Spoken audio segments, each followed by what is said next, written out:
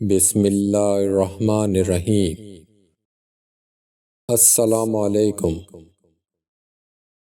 بصرہ کا ایک سردار ہمیشہ اداس اور غمگین رہتا تھا۔ کسی نے اس سے دریافت کیا کہ آخر اس پریشانی کا سبب کیا ہے۔ اس پر سردار نے جواب دیا کہ بات کہنے کی نہیں پر کہی جاتی ہے کہ مجھ سے ایک ولی اللہ کی خدمت میں کچھ بے ادبی ہو گئی تھی، اس لیے ڈرتا ہوں کہ قیامت کو اس کے مواخذے میں گرفتار نہ ہو جاؤں۔ اور واقعہ یہ پیش آیا کہ میں ایک مرتبہ زیارت بیت اللہ کو چلا اور سب دوست و آشنا، عزیز و اقارب رخصت کرنے آئے۔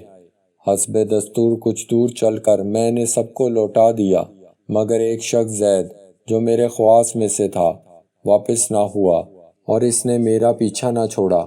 مجبور ہو کر میں نے اس کو جھڑک دیا کہ بیت اللہ کو جانا بھی کوئی آسان سمجھا ہے، جو پیادہ پا چلنے کو تیار ہو گیا میرے ساتھ نہ آ، اور جس راہ سے تیرا جی چاہے چلا جا۔ کہنے لگا، اے آقا، کیا خدا اس پر قادر نہیں کہ تم کو زادِ راہ جلد پہنچا دے اور مجھ کو بے یار و مددگار اور بلا توشہ چھوڑ دے۔ یہ کہہ کر اس نے اپنی راہ لی اور میں اپنے راستے چلتا بنا۔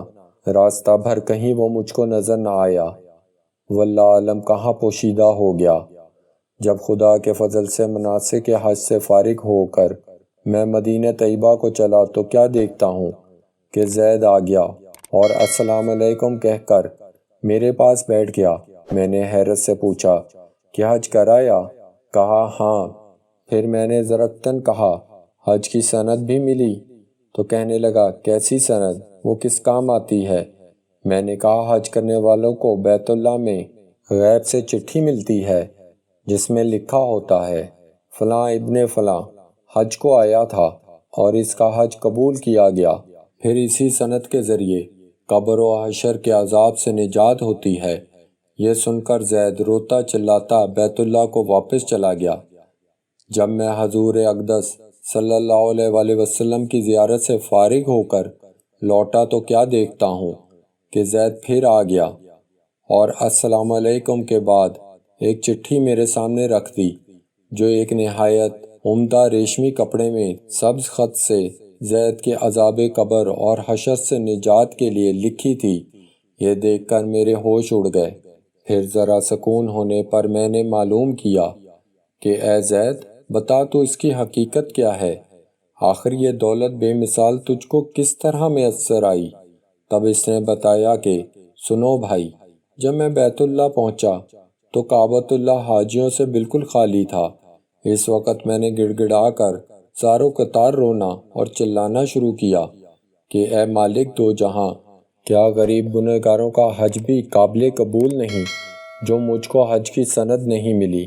کیا غریبوں کا کعبہ اور صاحب کعبہ اور ہے جو وہاں جا کر سند لاؤں؟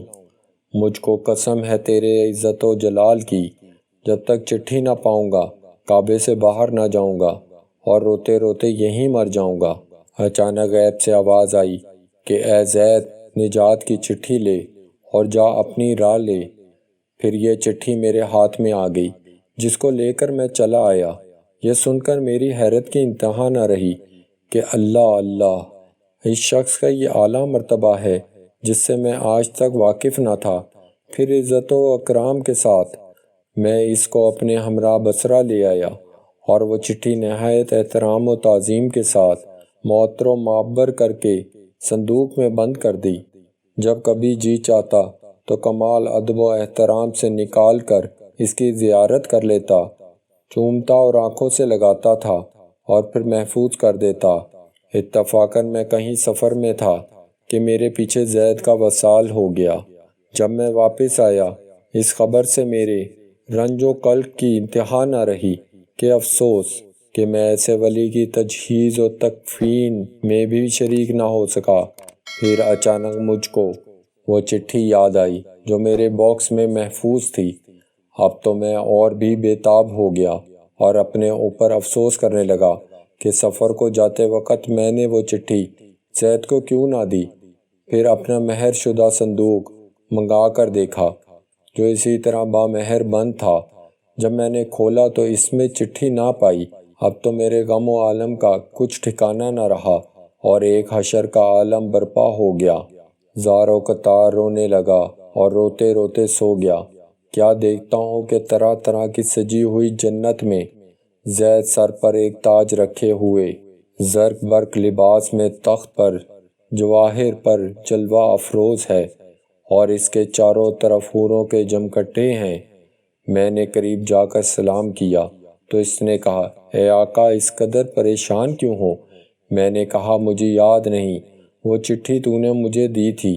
کہنے لگا وہ تو یہ موجود ہے اور اس کی بدولت یہ دولت و حشمت مجھ کو حاصل ہوئی۔ اب آپ کچھ تردد نہ کیجئے، میں اپنی من مانی مراد کو پہنچ گیا۔ سبحان اللہ، جو اللہ کا ہو جاتا ہے اللہ تعالیٰ اس کی سب مرادیں پوری کر دیتا ہے۔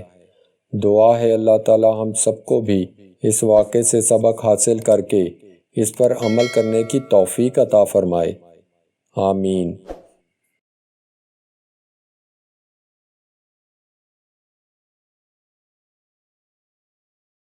دوستو اچھی سٹوریز کے لیے چینل کو لائک کریں، شیئر کریں اور سبسکرائب کریں۔